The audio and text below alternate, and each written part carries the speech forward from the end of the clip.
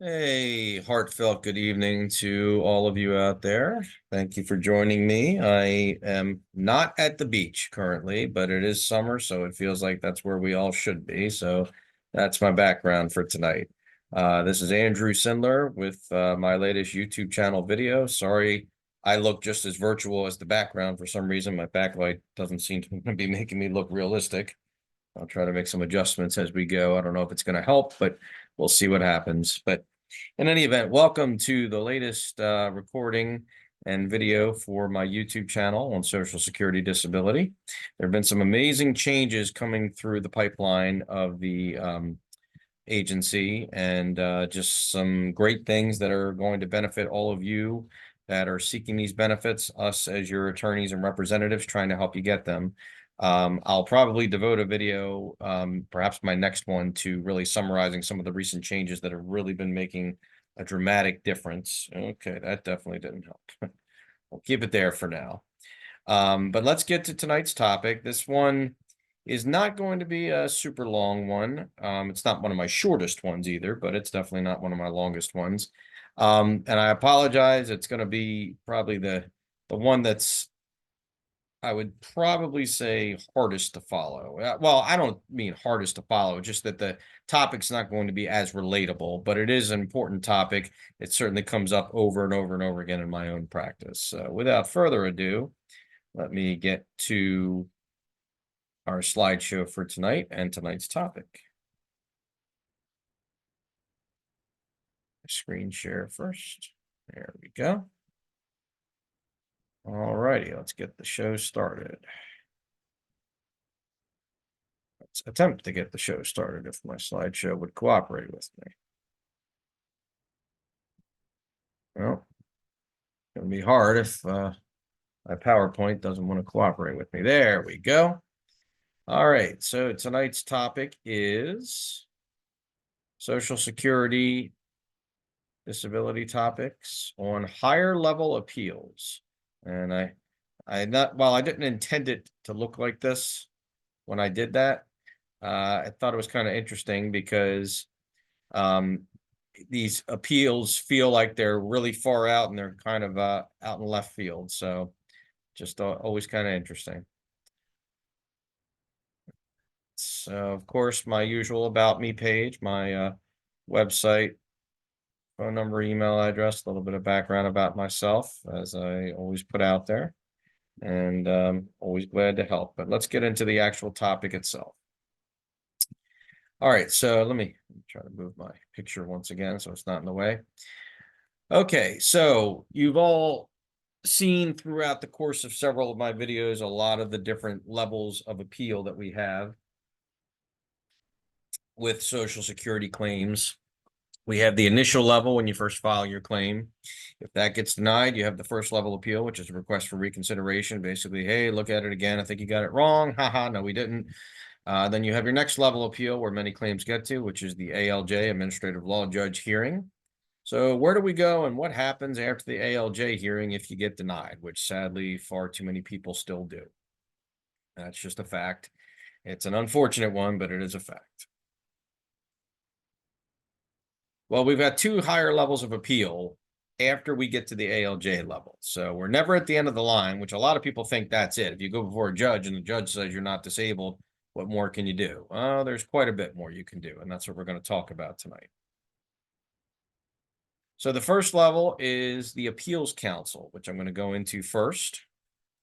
And then after that, we have federal court appeals. Now, most federal court appeals will only get as far as the first part of it, which is the district court. But there are additional appeals up higher to the circuit courts with the 12 different circuits and the DC circuit. And those are all one step below the court of the land, the Supreme Court.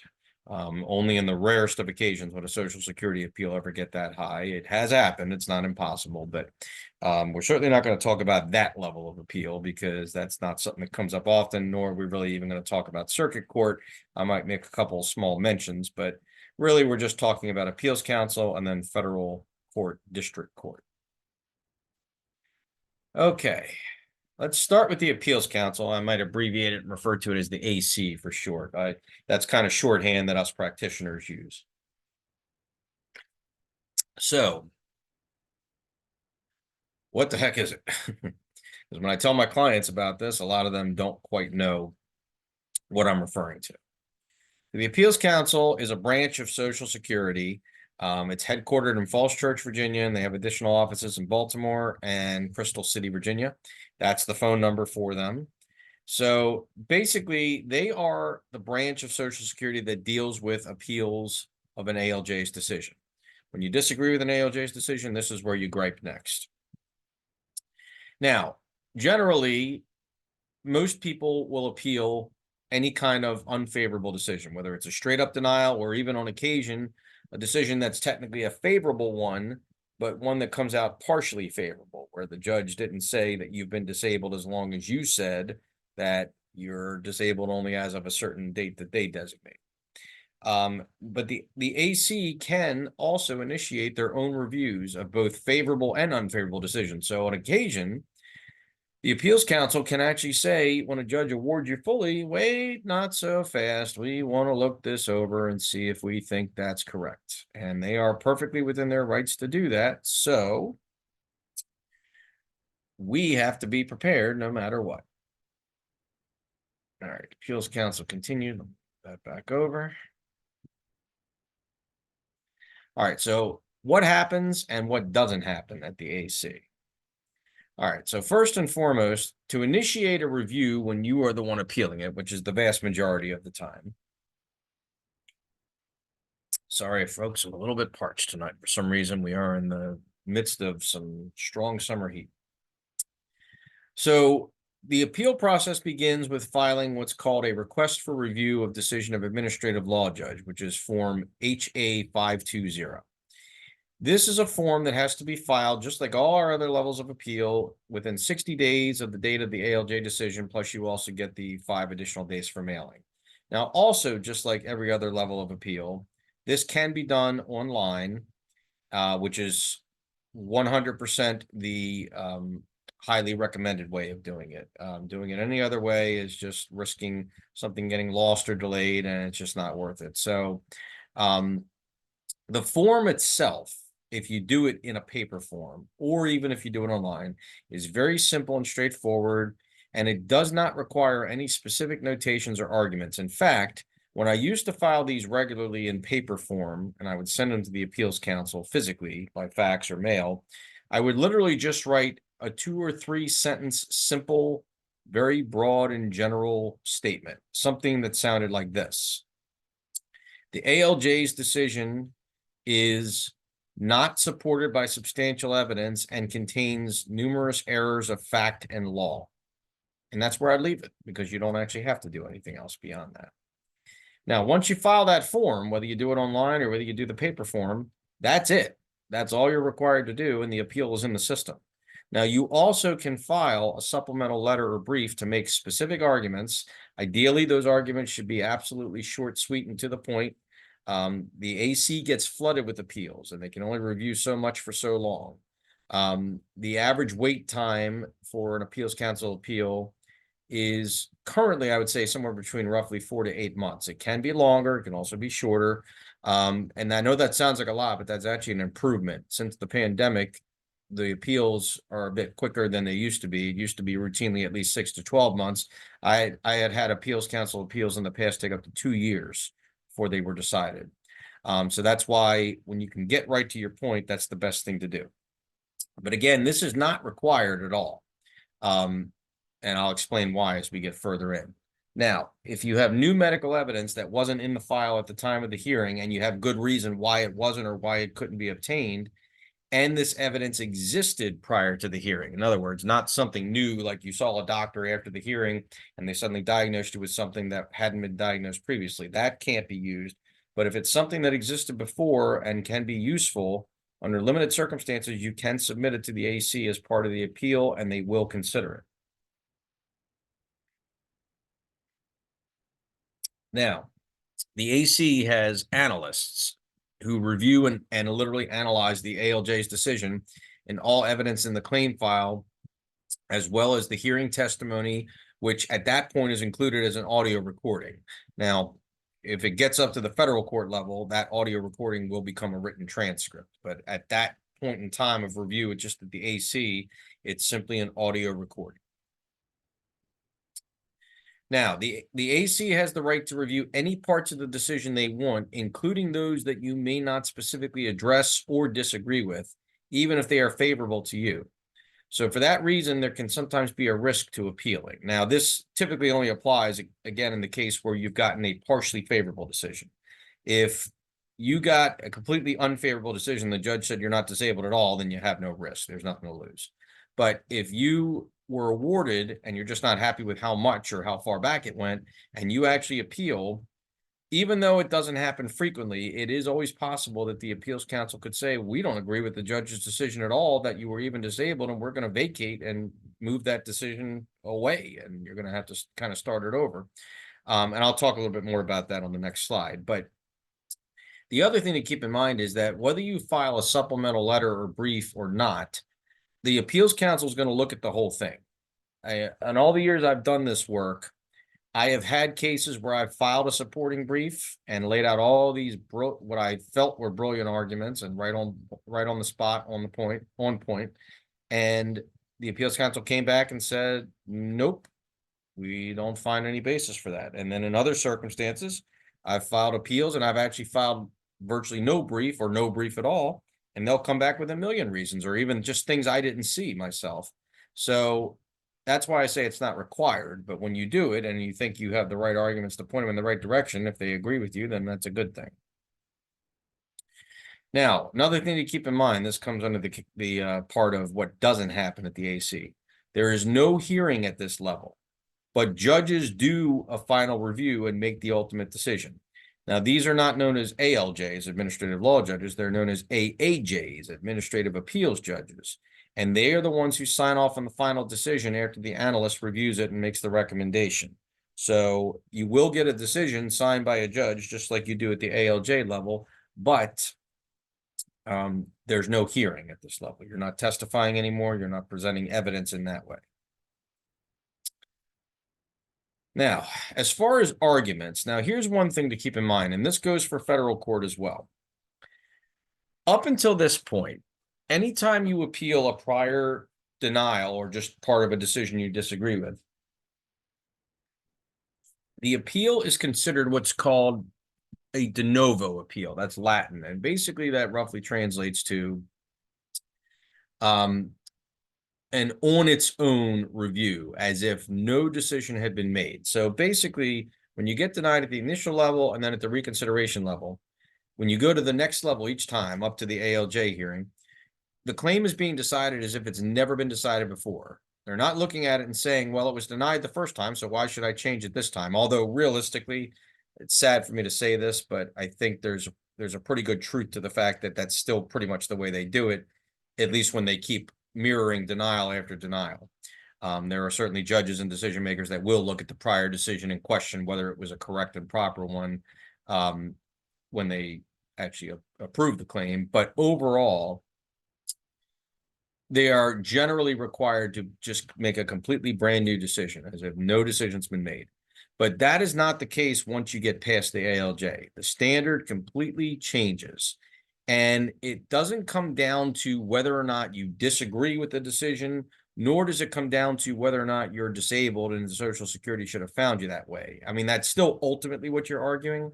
But when you get up to the appeals council level and higher, you're actually arguing about the sufficiency or propriety of the judge's decision. Is the judge's decision sufficient or proper, or both?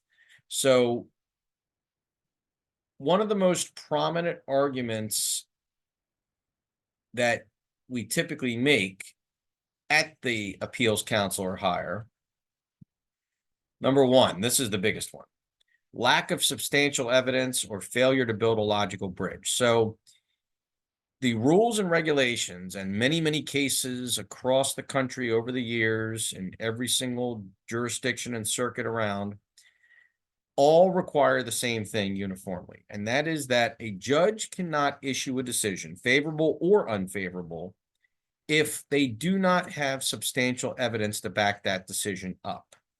And one of the things that we tend to see a lot of times with these decisions is a judge that might look at 1,000 pages worth of medical records, and let's say 900 of them clearly show findings that support disability, or at least support the severity of impairments that you as the claimant are alleging.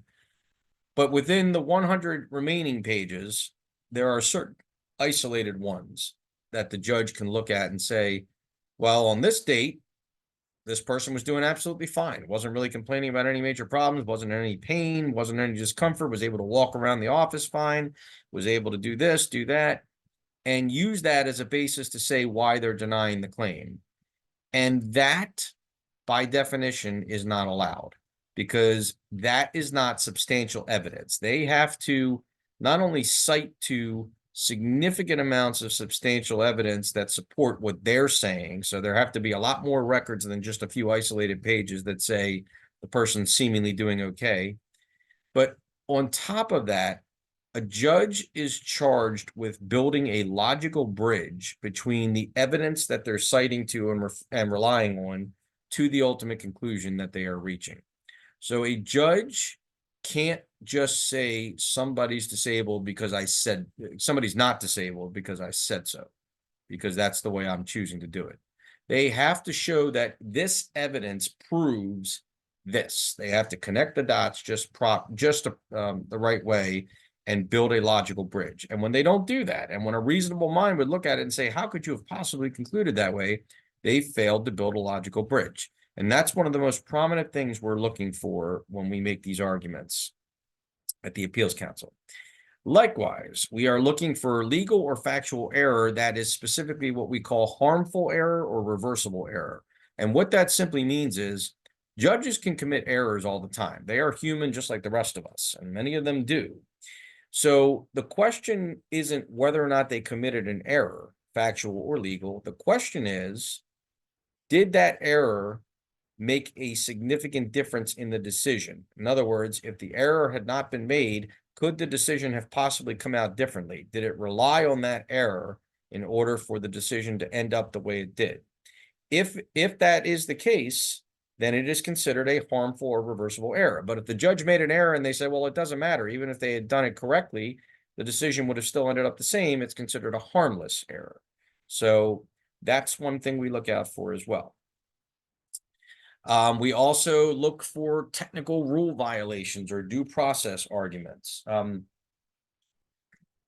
That's a little bit more convoluted in legalese. Just to give you a quick example of one that I did recently that actually succeeded.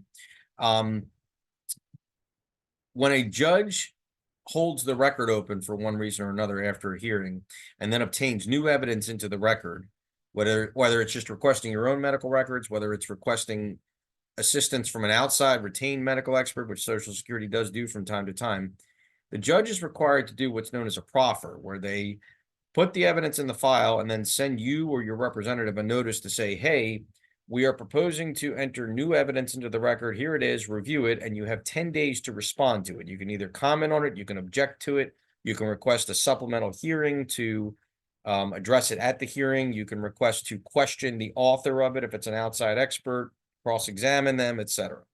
So if a judge fails to make that proffer, or if you respond as part of that proffer and you don't end up getting your response considered, particularly in my case, when I do that kind of response, one of the things I'll do to a judge is I'll put the judge on the spot to say, if you're not prepared to make a fully favorable decision, then my client and I hereby request a supplemental hearing to address this.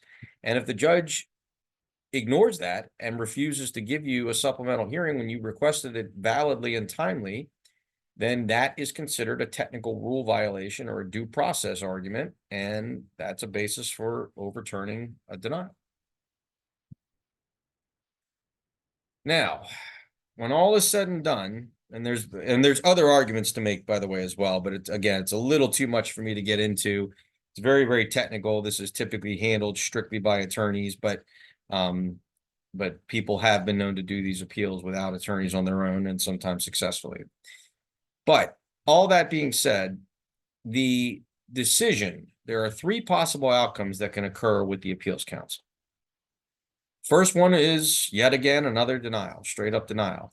So in that situation, the AC determined there was no error or nothing wrong with the ALJ's decision, and they declined to review it, is what the way they call it. They'll say, we've denied your request for review. And if they find that way, they do not give any reason or explanation, nor do they explain to you why your arguments failed, which is extremely frustrating, I'm sure you can imagine. Because especially when you take the time to do a detailed supporting brief and you lay out all these detailed and highly articulate arguments that you think were spot on, and they just, with one fell swoop, just dismiss them out like nothing, it's extremely frustrating to know that they did not consider the arguments that you made and gave you no reason why those arguments weren't proper.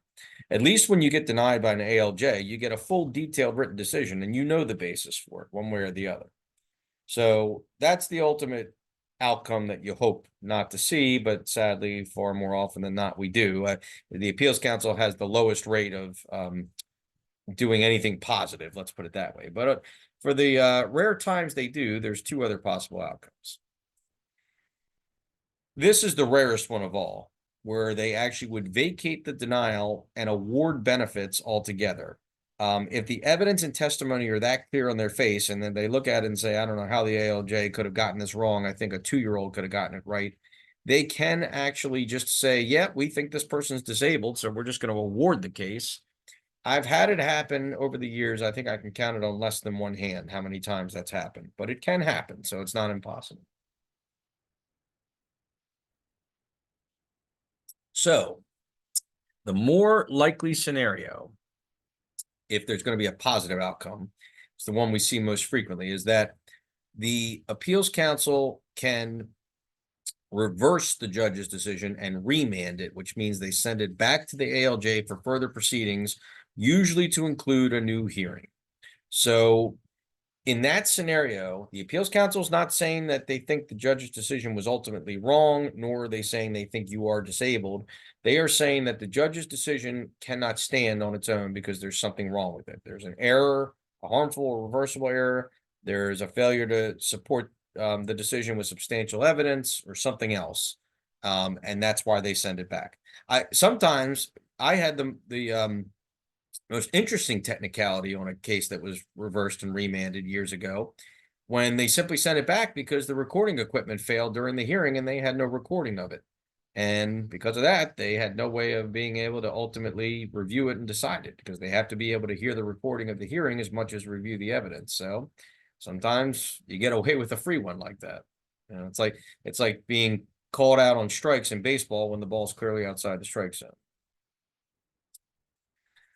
Now, on the off chance that the appeals council fails, which again, I say off chance as if that's a rare thing, it's not. Federal court is the final frontier, just in general, not the initial federal court, like I said, the district court that you end up in. But this is typically where a case will end one way or the other if you can't get it further reversed and remanded.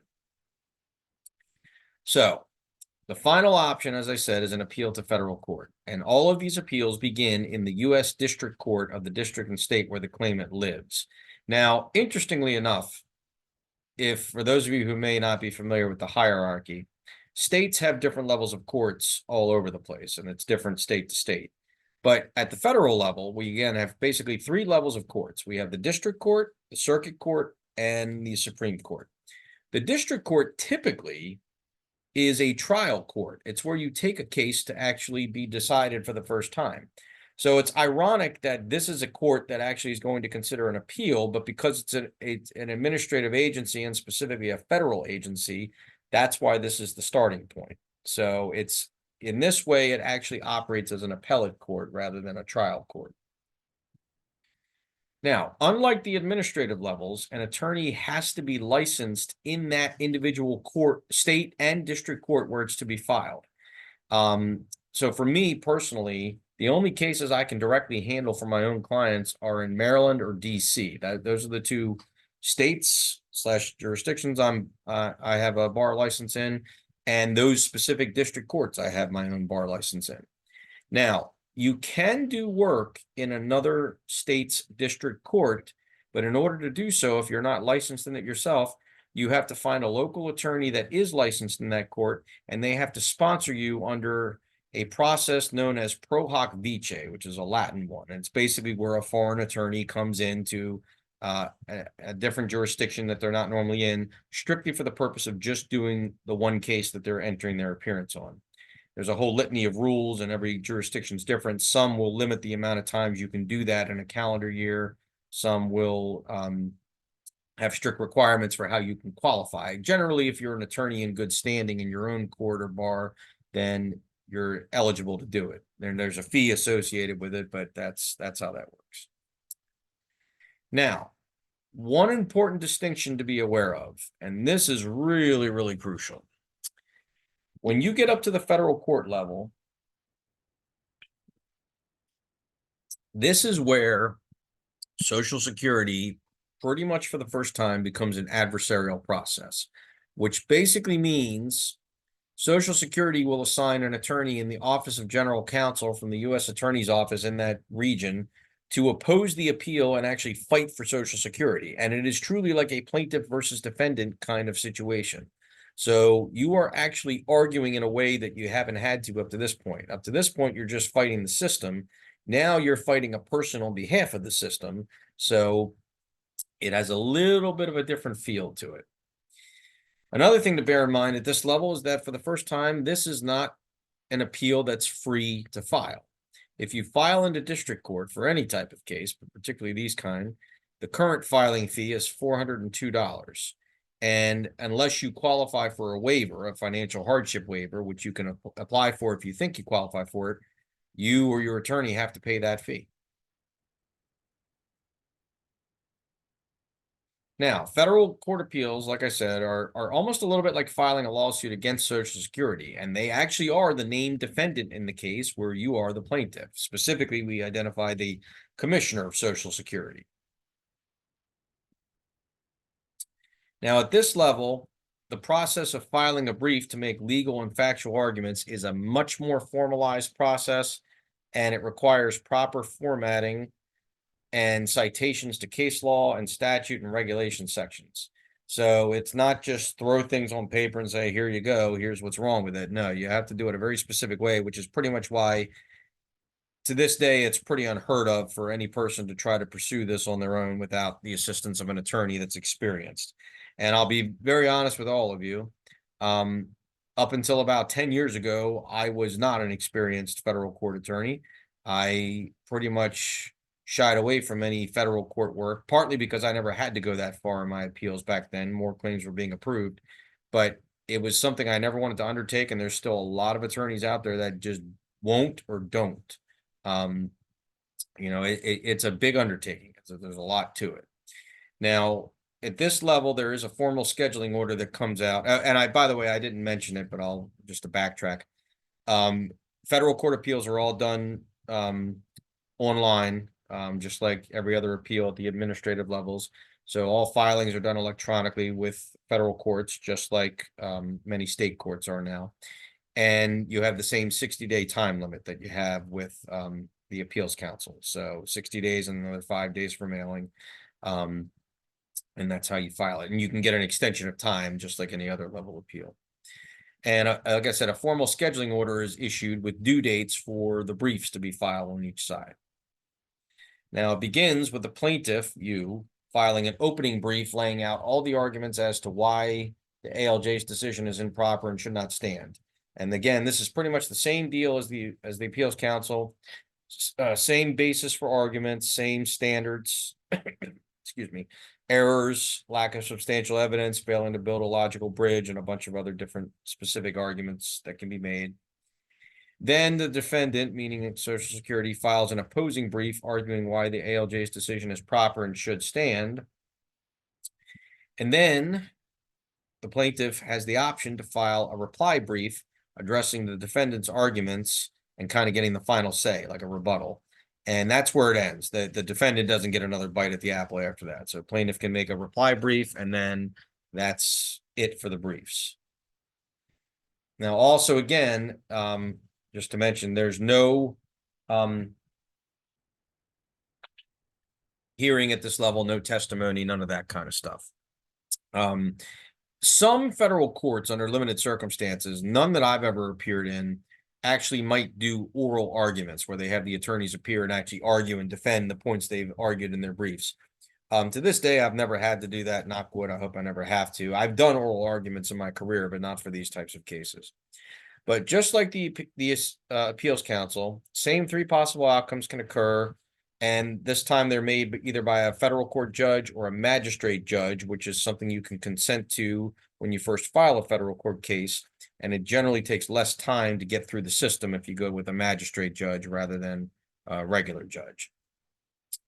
Another thing to be aware of is that if the defendant, meaning the attorney on behalf of Social Security, feels that there are valid arguments to make that they don't feel like they can oppose, they may sometimes come to you before they even file their brief and offer to do what's called a voluntary remand, where they basically say, we're not going to argue against it, and we're going to just send it back down for further proceedings, which is as good a win as the court's decision. And I've had that happen many times in my career. So it's a great thing because it takes the guesswork out of it, moves it along faster, and gives my client a new bite at the apple. Now, another thing to be aware of, primarily for your attorneys, of course, but if you're successful at getting the case either awarded or remanded one way or the other, you're entitled to make a claim for reasonable attorney's fees for the time you actually put into the case, the actual hours you expended, which for me, the average amount of time, particularly for the brief, is anywhere from 30 to 45 hours. So it's a lot of my time that I may not ever get compensated for. But these fees are actually paid directly by the government, as well as reimbursement of the filing fee that you paid. And this is all governed under the federal law known as the Equal Access to Justice Act, or EJA for short. And it's just a great thing because it's extra money that if you have an attorney that's been working up to that point, putting in many, many hours and has seen no compensation, because that's the way we get compensated, then that's a great thing, because we can actually get at least compensated for that time and justified. And the whole reasoning behind it is, and the reason why the government pays it is because it basically concludes that the government wasn't justified in their position to begin with. They were never justified in denying a claim that should have been approved. So that's the way they look at it. Now, if the case gets denied, like I said, depending on the issues involved, another appeal could possibly be taken to the circuit court in the federal district where you live. So for me personally, the appeals I file in Maryland and DC in these areas, they all filter up to the Fourth Circuit Court of Appeals, which is based down in Richmond, Virginia. And it wasn't until a couple years ago I finally filed my first appeal in that court. I've got 2 pending right now, and it's hard. It's really, really hard to prevail at that level. You really got to show that there's some clear error or just other novel issue that wasn't decided properly or favorably, or even if that there clearly wasn't any prior precedent or law or regulation followed. So it's not for the faint of heart, and it's much more involved, and there's more likely to be oral arguments at that level before a judge panel, not just one judge, than there will be at the district court. Some other relevant points and considerations, and this should wrap us up after this. If the case does get remanded by the AC or federal court, it can still be denied again. So just because they said, hey, we found some error with what the judge did, or we found something wrong and it needs to be considered further. And if the appeals council does issue a remand, or if the federal court does, the appeals council will issue an order as well, indicating what needs to be done on remand, what's wrong with the prior decision and what the judge needs to do on remand to correct it. But again, that's not a guarantee it will be approved. A lot of times it does get approved at that point, but a lot of times it also doesn't. So it can still be denied again. And if that happens, the same appeals options are available to you going back. It's like you're kind of bouncing back and forth like a ping pong ball. Now, if it is remanded by the federal court and then it gets denied again by the ALJ, the appeal to the AC at that point is known as what we call exceptions. And because of the nature of what it is, that type of appeal only allows a 30-day time limit for filing. So if you go to federal court, get remanded, have an ALJ hearing, you get another denial, you're basically filing exceptions to the ALJ's decision based on the federal court's remand. And it operates no different than a typical appeals council appeal, but it ends up basically just that you have to get it in sooner. And the way they look at it might be a little bit more narrow because they realize, hey, we remanded it for certain issues. The judge supposedly considered that and did right by it. But if you disagree, you better show us a clear reason why the judge didn't, or why the judge maybe committed a new error. And also, I just realized I didn't write this in the bullet point, but I'll just mention this as well. If you go to federal court and you get remanded, and then you get a new ALJ decision, that's another denial. In addition to the 30 days of filing exceptions, you also have the option at that point of bypassing the appeals council and going straight back to federal court. And for that one, you do have a 60-day window of time to do so. And it says so in the ALJ's decision. But you also, the only potential downside, and I always go over this carefully with my clients, is that you're not giving yourself an extra level of review. If you go back to the appeals council for exceptions, you still have them. They could remand it again, or if they deny it, at least then you can go to federal court again after that. If you bypass the appeals council, you're taking one appeal level out of the equation, which may not matter if you feel like the evidence and everything is strongly in your favor and the arguments are strongly in your favor. But, you know, it's still just strategically, sometimes it might make more sense to still go back to the appeals council. Another consideration, if the case gets remanded twice, either by the AC and or the federal court, a third remand hearing by rule must be heard by a different ALJ than the original. And obviously, what's important to note there is if you've been denied twice by the same judge and you know this is just a really difficult pain in the butt judge that you're never going to get an approval with because they just have a low approval rating and they don't typically approve most of the cases that come before them, sometimes that's a godsend because you're going to end up with a better and more fair shake of things. Of course, you don't get to choose who your ALJ is. Sometimes you could end up with just as bad, if not worse, but at least you know you're not going to keep running in circles with the same ALJ over and over again. Again, many remanded cases do get awarded, so it is a good outcome to get a remand, even though it's still not a guarantee of anything. It just works out nicely a lot of times. Now, another important consideration. When you do make the decision to file an appeals council appeal or a federal court appeal, you also have the option potentially to file a new application for benefits if one of two factors applies or both. One, you have a new severe impairment that wasn't present at the time of the first hearing, or two, you have a material worsening of an existing impairment. The reasoning behind that is if you try to file a new application while you have an appeal pending, but you're saying, I've got all the same impairments and same severity level, Social Security is going to employ a legal concept known as res judicata. It's Latin. It means that which has already been judged, which is basically them saying, hey, we've already denied you on this. So you can't just file a new application and say, hey, look at it again now. You have the option to appeal, which you may or may not have already done. In many cases you have. So if you want us to consider a new application, you better show us something new and different. So whether that's a new impairment or a worsening of an existing one or both, that's what you have to do. Now, you might be wondering, well, what's the point of filing the new application in that circumstance? Well, sometimes it can be useful if you feel like you have a better chance of getting approved on a new application while your appeal is pending. For example, and I'll reference back to the more recent video I did on the grid rules. Sometimes if you got denied because you were in a certain age category, so let's say you were in the 50 to 54 age category, closely approaching advanced age, and sedentary would have grid you out, but instead you ended up with light with other limitations. So you don't grid out at that level, but when you hit 55, you do. So if you are about to turn or you already have turned 55, filing a new application will pretty much guarantee that based on the prior findings, they're going to at least find you disabled under that grid rule. And that could work good for you because it would bring some funds in sooner while your appeal is pending.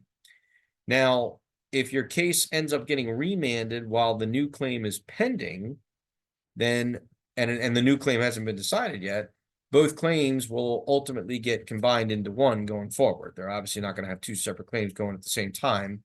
Sometimes it takes a little while for the system to catch up and realize, hey, this person's got a claim that was already in progress that got remanded and they filed a new claim. So let's just subsume them both together as one, because it doesn't make sense. You don't need two claims at that point. If you get approved on the original claim, it'll cover the period of the new claim as well.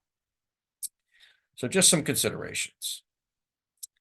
And that is pretty much the presentation for tonight, folks. Essentially, the decision to file these appeals to these higher levels is definitely not one to enter into lightly. But I will say this, and especially in this day and age, in the current climate we're in with Social Security, if I make a decision to take a case on from the get-go, no matter what level I take it at, an initial level or some other level, number one, I'm not going to take a case on that I don't believe in, that I don't believe is viable and has a good chance of being successful. But I'm also not going to take a case on that I don't believe, if it continues to get denied over and over again, will eventually have appeals grounds. And once the ALJ's decision comes out, if I conclude at that point that I pretty much think this is a clear, winnable decision and that I could easily get overturned on appeal one way or the other, then I'm already committing at that point to not only take it to the appeals council for you, but to also take it to federal court, assuming you want to do that. I won't ever force somebody to do that, but I'm always willing to do it once I've made that decision and I've committed to it. So, I would never send somebody's appeal up to the higher levels if I didn't feel like it had a viable chance to be winnable ultimately.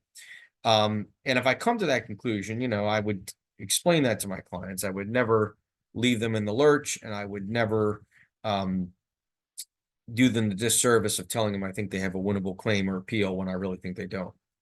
But if you're doing this on your own and you're trying to do it without an attorney, think long and hard before pursuing these kinds of appeals, because they are more involved and they are much more technical, particularly the federal court, of course. But at the same time, my closing message to all of you is not to fret and not to sweat. Don't give up on these claims easily, because that's ultimately what Social Security is hoping a lot of people will do. It's also why for a long time they made things so much more difficult for us attorneys, because they hoped more of us would stop doing them, stop doing the claims themselves, and people who couldn't find representation would give up as well, and that saves the agency money. But if you've got a viable claim, you should stand behind it and fight it tooth and nail. And that's what I continue to do for my clients and what I will always continue to do. Thank you all very much for another fun-filled video, and hope you have a great summer, and until the next one.